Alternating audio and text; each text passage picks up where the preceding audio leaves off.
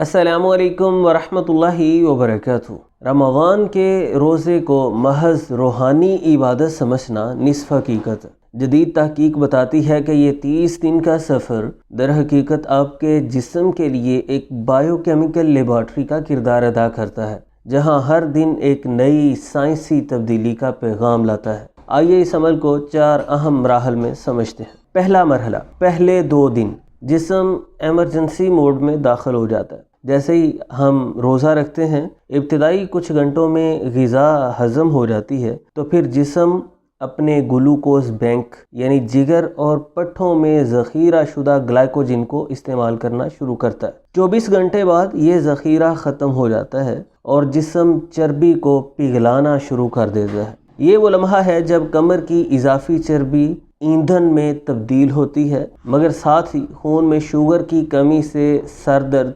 या चिड़चिड़ाहट, हल्की कमज़ोरी महसूस हो सकती है। दूसरा मरहला, तीसरे से 7वें दिन तक अब जिस्म कीटोसिस में दाखिल हो चुका होता है, यानी चर्बी से तवानाई बनाने का अमल तेज़ हो जाता है। यहाँ सबसे बड़ा चैलेंज पानी की कमी है। रोज़े के दौरान पेशाब, पसीने और सांस के ज़रिए जिस्म से 2 लीटर तक पानी निकल जाता है, जो अफ्तार के बाद इलेक्ट्रोलाइट्स, पोटाशियम, मैग्नीशियम के बगैर पूरा नहीं होता। यही वजह है कि खजूर, केला और सब्ज़ पत्तों वाली सब्ज़ियाँ अफ्तार में लाजमी होनी चाहिए। लीमू पानी का इस्तेमाल बहुत मुफीद साबित होता है। तीसरा मरहला, 8वें से 15वें दिन तक रोज़े का सबसे हैरत अंगेज़ अमल ऑटोफेजी शुरू हो चुका होता है, यानी जिस्म के खलियात अपना कचरा, नाकारा प्रोटीन्स और जहरीले मादे ख़त्म करना शुरू कर देते हैं। जापानी साइंसदान योशिनोरी ओशोमी को इस दरियाफ्त पर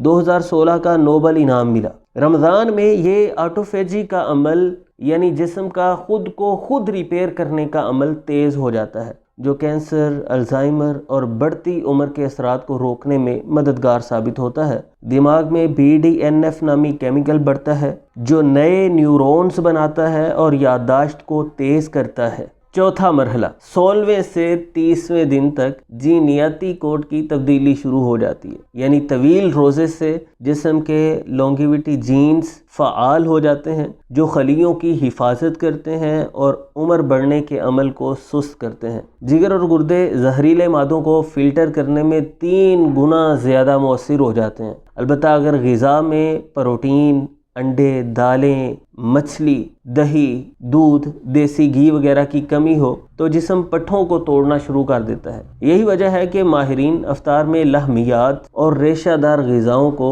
तरजीह देने की ताकीद करते हैं। तो इस तरह हमें रोज़े से जो बड़े बड़े बुनियादी फ़वाइद हासिल होते हैं, वैसे तो इन्हें काउंट करना तकरीबन काफ़ी मुश्किल है, लेकिन मुख्तसरन अगर समझा जाए तो रोज़ा निज़ामे हज़म को, मैदा आंतों को नई ज़िंदगी देने के साथ साथ जिगर को डिटॉक्सिफाई करता है, गुर्दों के फिल्ट्रेशन के अमल को बेहतर बनाता है और जिस्म से बुरे कोलेस्ट्रॉल को कम करके शरियानों में लचक पैदा करने का ज़रिया बनता है, जो दिल की सेहत के लिए बहुत मुफीद साबित होता है। दौरान खून इससे बेहतर होता है। खलियों की इंसुलिन हसासियत बेहतर होती है, जो शुगर कंट्रोल में मदद देती है। रोज़ा रखने से न्यूरल प्लास्टिसिटी बढ़ती है, जो सीखने की सलाहियत को जिला देती है। दिमागी ताकत का रोज़ा अहम तरीन ज़रिया साबित होता है। कंसंट्रेशन को, तवज्जो को बेहतर बनाता है। तो चर्बी पिघलने का अमल तो मुसलसल 30 दिन जारी रहता है, लिहाजा रोज़ा मोटापे में कमी का ज़रिया बनता है। हमारे मुदाफ़ियती निज़ाम को बहुत कुव्वत देता है, क्योंकि रोज़ा रखने से सोजिश कम होती है और सफ़ेद खूनी खलिये ज़्यादा फ़ाल हो जाते हैं।